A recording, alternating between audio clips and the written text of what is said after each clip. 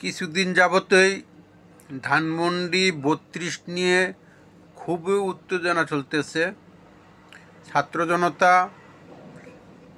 কিংবা এনটি আওয়ামী লীগ ধানমন্ডি ৩২ ভাঙার জন্য উৎফুল্ল হয়ে আছে, আর প্রশাসন প্রতিহত করার জন্য ক্রমান্বয়ে লাঠিচার্জ করে যাচ্ছে, অনেকে হতাহত হচ্ছে। আমার কথা হলো ৩২ ভেঙে ফেললেই তো আর সব শেষ হয়ে যাবে না। আওয়ামী লীগ কি পারছে গত ১৭ বছর টিভি চ্যানেলে সারাক্ষণ তাদের গুণগানকে, তাদের ক্ষমতা ধরে রাখতে? টাকা বলেন, যে এমন কোনো জায়গার নাম দেওয়া হয়নি। সেতু বলেন, যেই জায়গায় পারছে, যে জায়গায় না পারছে, সব জায়গায় কিন্তু নাম দেওয়ার চেষ্টা করছে। এবং কি টিভি তো খুললেই শুধু তাদের গুণগান। অ্যাকচুয়ালি আমি এটাই বলতে চাচ্ছি, এত গুণগান করেও কিন্তু সুনাম ধরে রাখতে পারেনি। সুতরাং আওয়ামী লীগের ৩২ নম্বর ভেঙে ফেললেই তাদের অন্তর থেকে কিন্তু তাদের নিচ্ছিন্ন করা যাবে না। তাদের দুষ্ত্রুটি আপনারা তুলে ধরেন, তারা কি কি করেছে, কি কি সমস্যা করেছে, দেশের কি ক্ষতি করেছে, এগুলো তুলে ধরেন। আস্তে আস্তে জানেন তাদের নাম মানুষের অন্তর থেকে মুছে যায়। ৩২ ভেঙে ফেলবেন, এগুলো লাইভ টিভিতে দেখবে, মিডিয়া জগতে দেখবে, মানুষের আরও সহানুভূতি বাড়বে।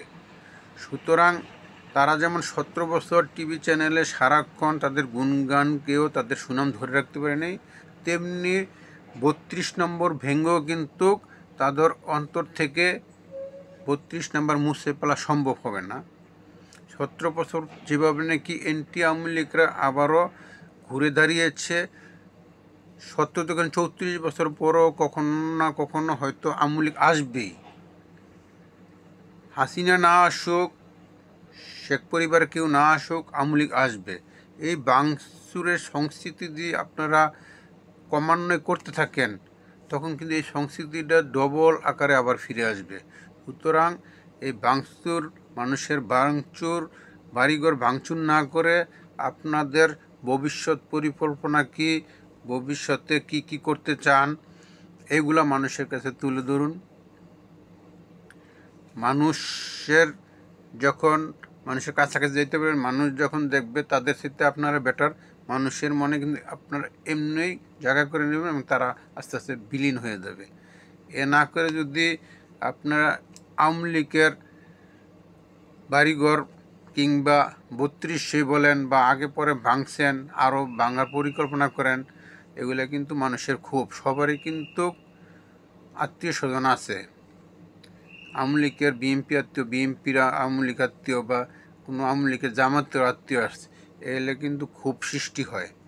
এগুলো না করে, ভাঙচুরের রাজনীতি না করে, আপনি আজকে ভাঙবেন, ৫ বছর পর না হোক, ১০ বছর পর হোক, ২০ বছর পর হোক, যদি ওরা আসে, আপনার বাড়িঘর তো ভাঙবে, পারলে চাইবে আপনি মারা গেলে কবর থেকে উঠে শুদ্ধ আপনাকে পড়ার জন্য।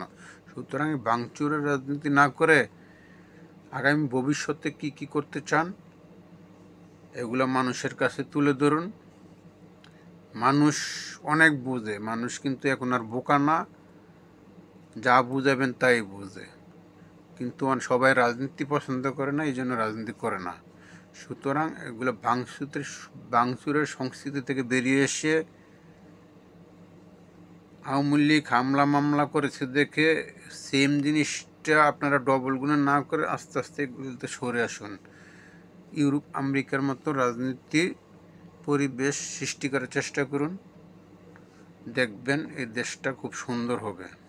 আওয়ামী লীগ করে গেছে দেখে আওয়ামী লীগের মতন তো করতেছেন না, এর ৩ গুণ ৪ গুণ হারে যখন বেশি করবেন, আওয়ামী লীগ যখন আবার কখনো ফিরে আসবে, এর ১০ গুণ হারে করবে, তখন কোথায় যাবেন?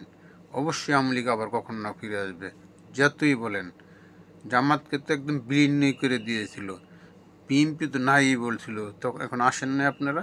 সেম হাসিনা না আসুক, আওয়ামী লীগের দেশে বহুত সমর্থক আছে, আবার আওয়ামী লীগ আসবে। সুতরাং ভাঙচুরের সংস্কৃতি থেকে বেরিয়ে আসুন, সুষ্ঠু ধারার রাজনীতি কিভাবে করা যায় এগুলো মানুষকে জানান। মানুষ অনেক বুঝে, এটা মনে করেন না আপনার রাজনীতি করেন দেখে শুধু আপনারই বোঝেন, সবাই বোঝে, কিন্তু সবাই পচা রাজনীতিতে সামিল হতে চায় না।